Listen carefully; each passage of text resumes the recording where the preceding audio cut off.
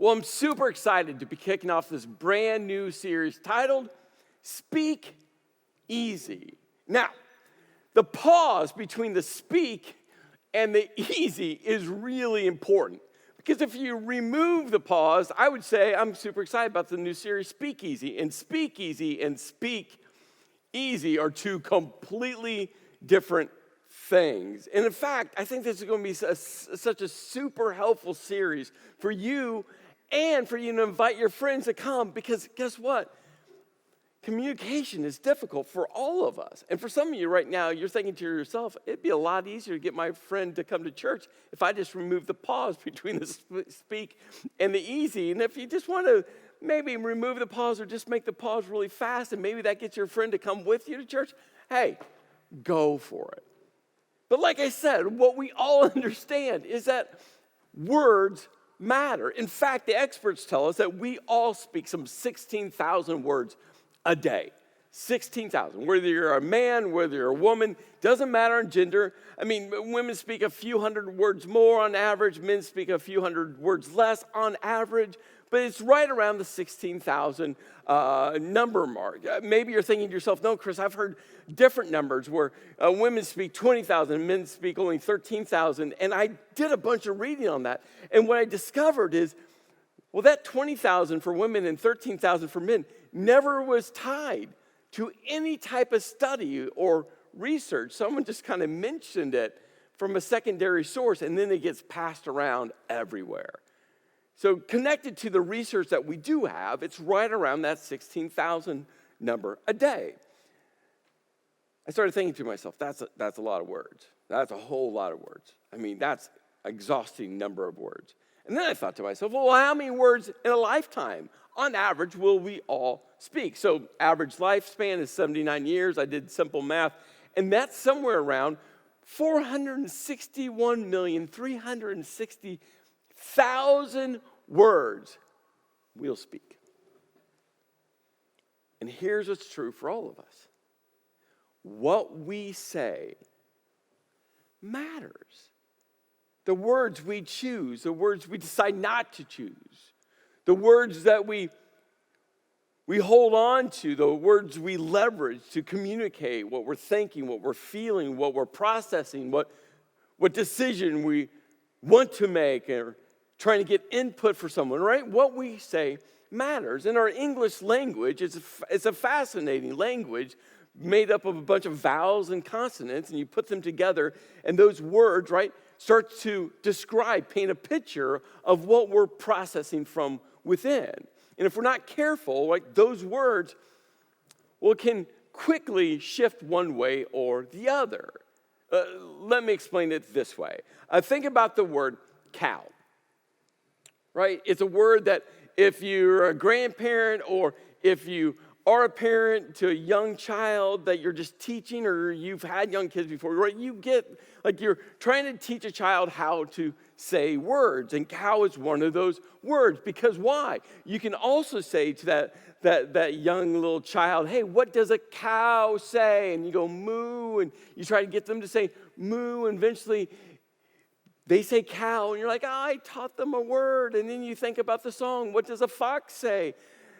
That doesn't tie into anything, but now that song is stuck in all of our brains, right? What does a cow say? Moo.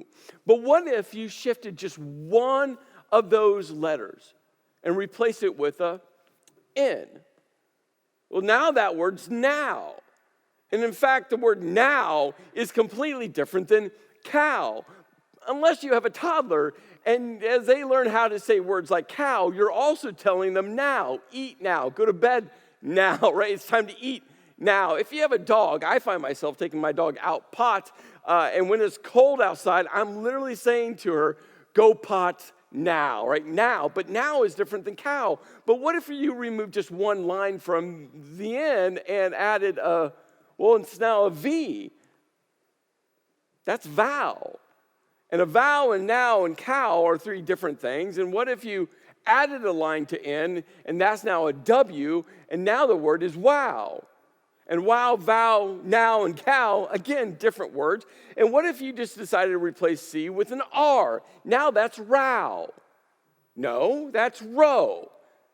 I don't make these English rules up, but now it's row, and if you replace C with an L, now it's low.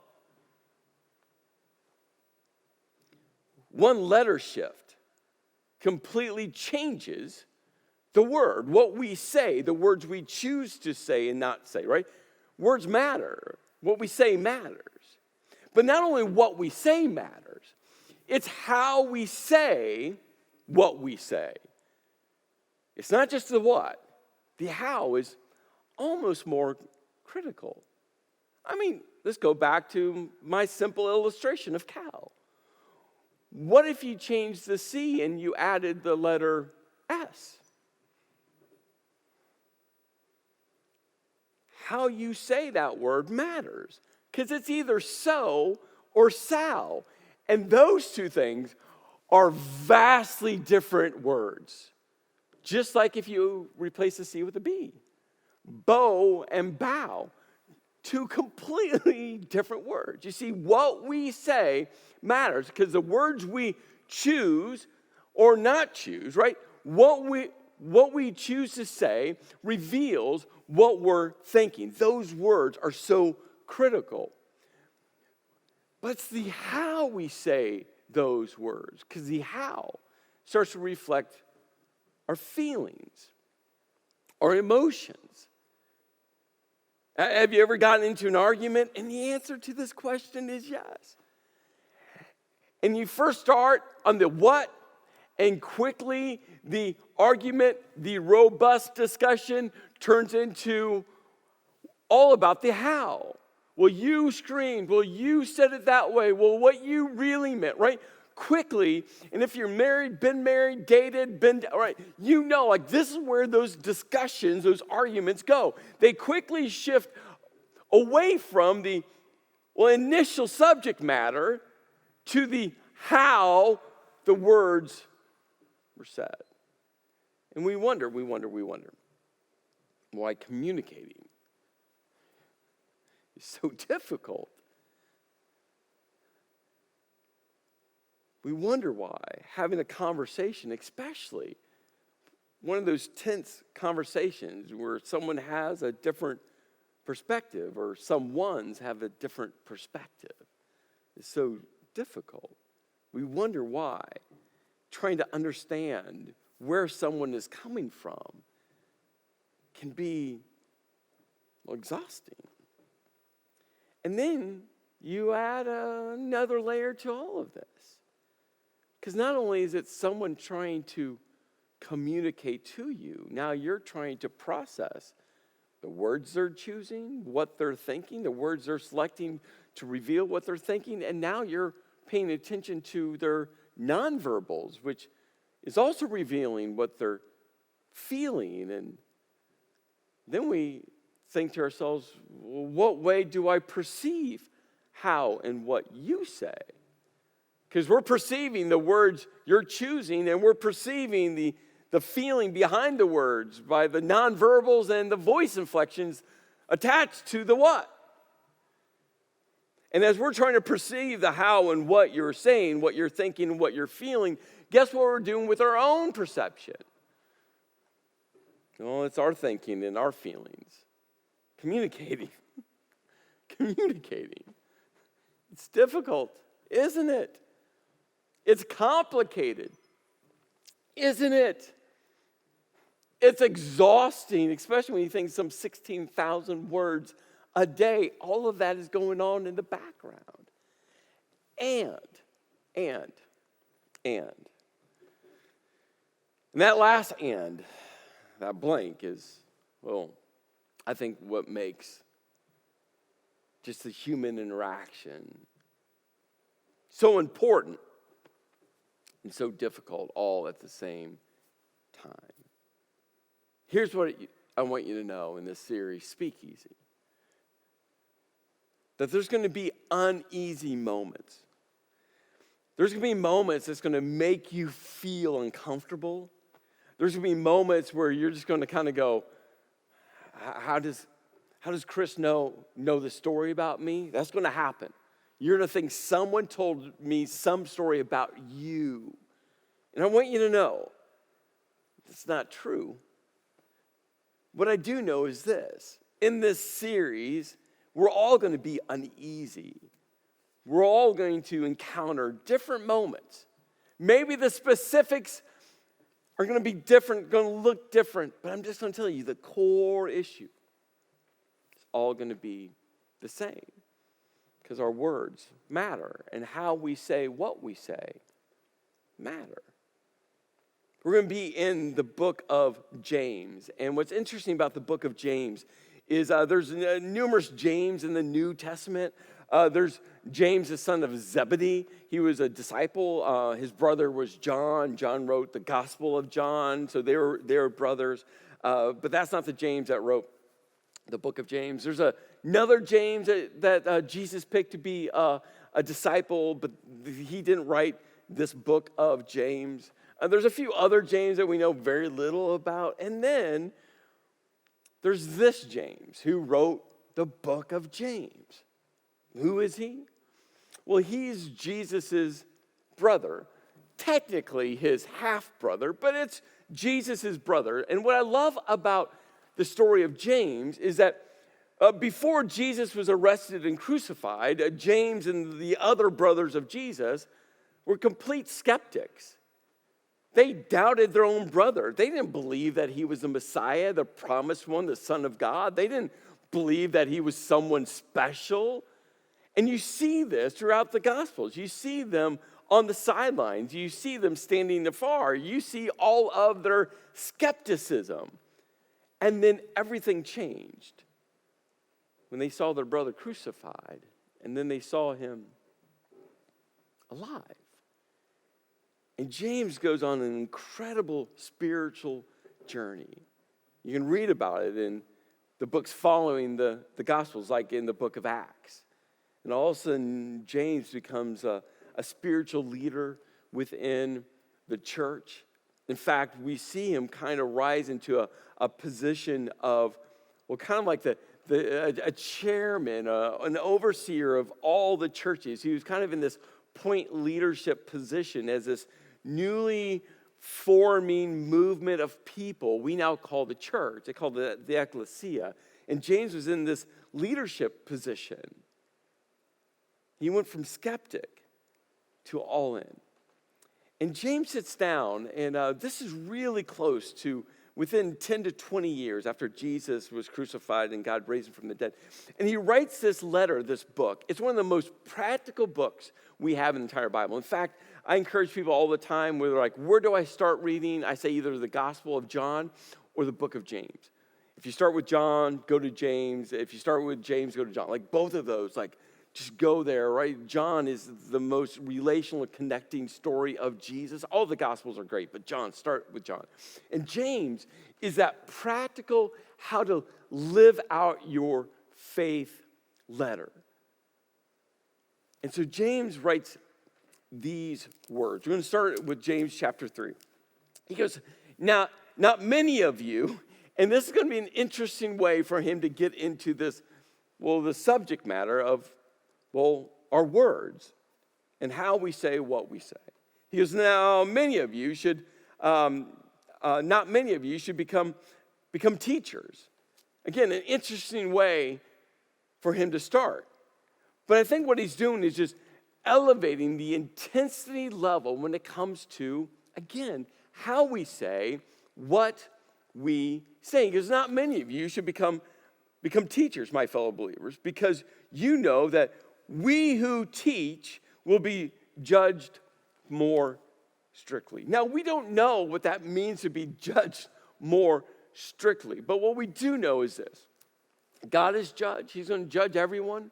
Like I envision it this way. One day I'm going to sit down in front of God, and it's going to be kind of one of those one-way conversations, God to me.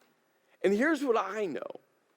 I know there's a weightiness to teaching God's word. I feel it every week, every day of every week, of every one of the years that I've taught God's words. And it's not just for people like me, the preachers, pastors, right? It's anyone who's teaching God's word. I mean, this is what James is saying. If you teach God's word to someone, just know there's a weightiness, there's a responsibility that comes with it.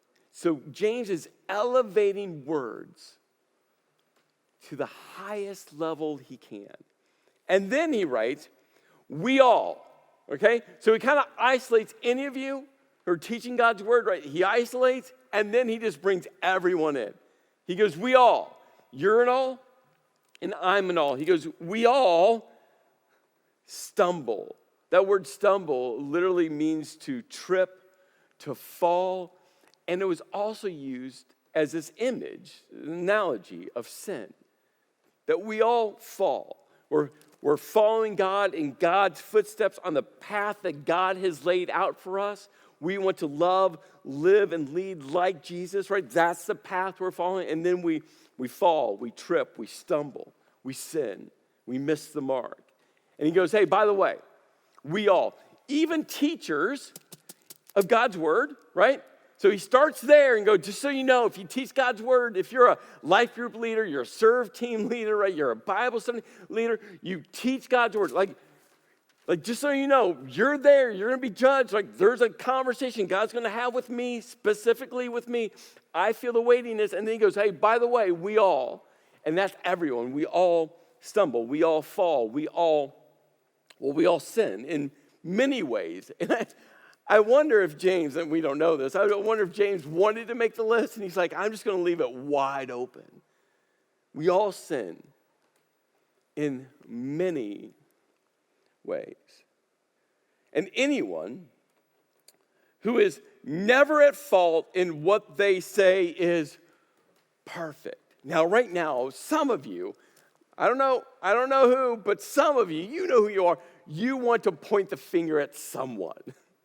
Right? You know that someone who always thinks that what they say is, I mean, they wouldn't use the word perfect, but hey, that's what they think, right? That person who's never at fault with what they say. In fact, that's a line that's used a lot of times. I'm just saying, hypothetically, maybe, just maybe. I've heard it said to me before, and I've said it to someone before, right? You always say the perfect thing, and it's always said, right? It's always said with that just sarcasm dripping from their lips. And I think this is what James is saying. Hey, I get that some of you think that what you say is always perfect, and some of you, you know someone, and you've said to them, yeah, you're just always perfect in everything you say. And so he's just calling out the sarcasm. He goes, able to keep their whole body in check. But he started with, we all sin in many ways. And so James knows, he goes, by the way, I know no one's perfect except for God. There's one perfect person. But if you are perfect in what you say, then you can keep your whole body in check. And that's where James is going. He's like, hey, by the way, what you say matters. Because if you don't sin with your words and how you say what you say, then the rest of your body kind of falls into line. He goes on and he's going to give us a couple very practical illustrations. He goes, when we put bits into the mouths of horses to make them obey us, we can turn the whole animal. If you've ever gone horseback riding before, you didn't know. Like horses are beautiful, majestic animals. And a small bit in their mouth, you can get them to do anything. And then James goes on to the second illustration. He goes, or take ships as an example. Although they are so large and are driven by strong winds, they are steered by a very small rudder wherever the pilot wants them to go. And just over a week ago, I stumbled upon this Instagram account, and this gal is sailing around the world, the globe, by herself. And it's just captivated me. Just the adventure of it, the video that she's taking of the open seas, the open waters. Like it's just, but the challenge that she's facing every day as she solos on a sailboat by herself around the globe. And then I think about this passage. She has all the sails that are capturing the wind to propel her boat forward, but it's the rudder, it's not made of wood anymore, I don't think. I'm not a sailing expert, but this small rudder that she's using to steer that boat. And James is like, it's a very small rudder, steers a massive ship. And he goes, likewise. The tongue is a small part of the body, but it makes great boasts. It's small, but it's mighty. It's small, but it can do some damage. It's small, but you better be attentive to it. Growing up, no matter the size of community, city, town, borough you were raised in, no matter the part of the country you were raised in, you said and or someone said to you, sticks and stones may break my bones, but words will never hurt me. And that popular grade school, on the playground at recess saying, it's not really true, is it? Because here's what we all know. Words do hurt, don't they? And words do cut deeply, don't they? And words do destroy, don't they? I mean, I can think about specific people, specific faces, specific places where that person said that to me. And it cut so deeply. Words are damaging and destructive. And this is the image that James is painting. He goes, hey, the tongue might be small, but don't overlook it. The tongue might be insignificant, where you just don't really think about the 16,000 words that you say a day, but we all should pay attention to it. He goes on, he goes, consider what a great force is set on fire by a small spark. The tongue also is a fire, a world of evil among the parts of the body. It corrupts the entire body. Sticks and stones may break my bones, but words may never hurt me. Not according to James. And in reality, not according to any of us. Words set a fire. From the smallest spark, the forest rages. Corrupts the whole body. Sets the whole course of one's life on fire. You think about how words direct, whether words spoken to you, true, and words you speak, start to set the course. It directs, it guides. It's like a bit in a horse's mouth or a small rudder guiding a massive ship. Because it sets the whole course of one's life on fire. And is itself set on fire by hell. It's an image that James is trying to paint, that the devil uses our words. They're from the pits of hell. This is why we need to pay attention to what we say and how we say it. All kinds of animals, James says, birds, reptiles, and sea creatures are being tamed and have been tamed by mankind. It's amazing. My golden retriever, her name is Lola. It's amazing what you can train her to do, especially for food. She'll do anything for food, but it's just amazing, right? If you have an animal and you've trained that animal, right? It's amazing what you can train animals to do. And James is like, hey, all these animals can be trained. But no human being can tame the tongue. It is a restless evil, full of deadly poison.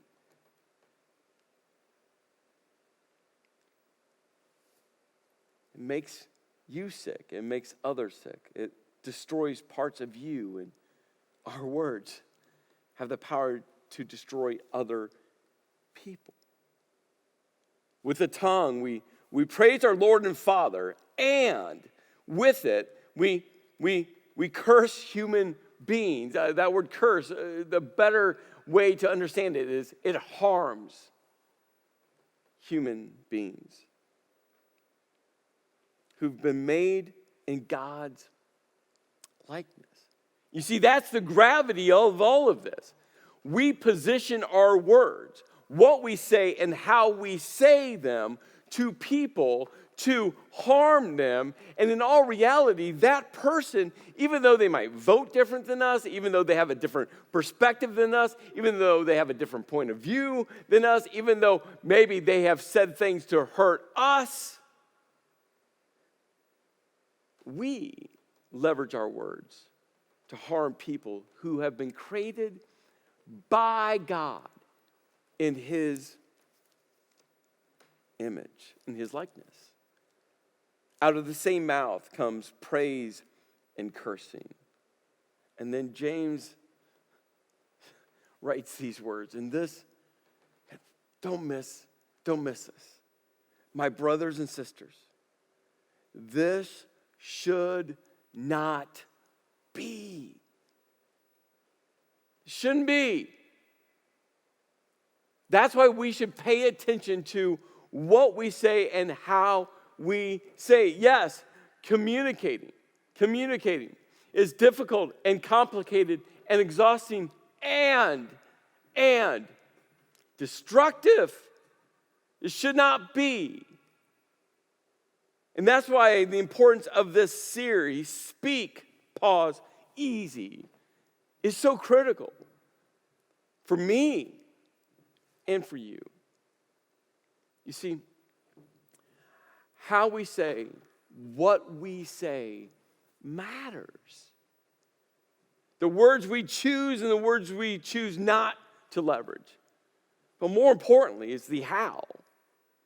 Because we can position our words through verbals and nonverbals, through looks, voice inflections. What we know is words do hurt and they do destroy. So, over the next 2 weeks, we're going to be looking at, what I've simply termed the destructive four. The four, most common and most destructive ways we leverage our tongue to sin, let's just call it what it is, which then is destructive for those relationships connected to us. So we're going to be looking at 2 in part 2 and then another 2 in part 3. And again, I think it's going to be super helpful, super encouraging, very, very, very practical, and it's going to make all of us feel a bit uneasy. But I think that's okay. Now, you might be wondering right now, what are the 4? And here's what I thought to myself. I'm going to give you all a hint. I'm going to reveal 3 letters each that might help you start to figure out what the destructive 4 actually are. It might give you, a head start on where we're going in part 2 and 3. So let's reveal. Yep, they each have an ing attached to them. So maybe that helps you, or maybe that doesn't. But that's where we're going in parts 2 and 3. But this is the homework that I want to give you for this week. So grab a piece of paper and a pen, maybe grab your phone, take a picture of the screen, this slide behind me. But this is a question I just want you to ask yourself every day as you speak some 16,000 words. Why did I say what I said and how I said it? You'll know the moment that you need to leverage this question. You'll respond to someone, whether it's a spouse, maybe it's a child, maybe it's someone helping you in the checkout line, maybe it's a boss, maybe it's an employee, maybe who you know, and all of a sudden you're going to say something, and you're going to feel that within you, and I just want you to, this is just a reflective question. Why did I say what I said and how I said it? Start paying attention to not just the what, but the how, and what's behind that. And remember, the tongue is so small, and it creates such massive destruction within our lives and with those that we position our words against. So ask this question. Really ask this question.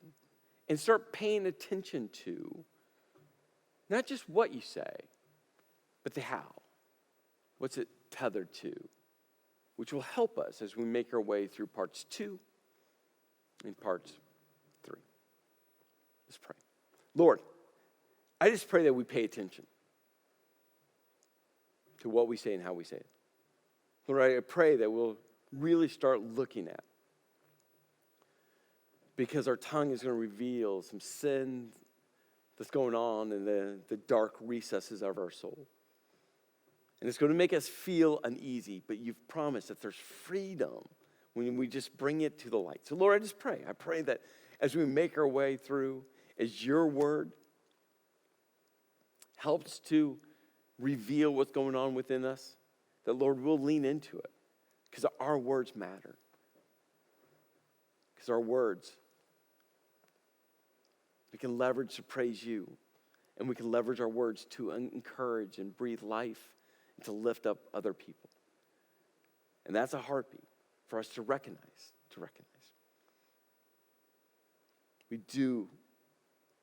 We are thankful for your grace and your love. In your name I pray, amen.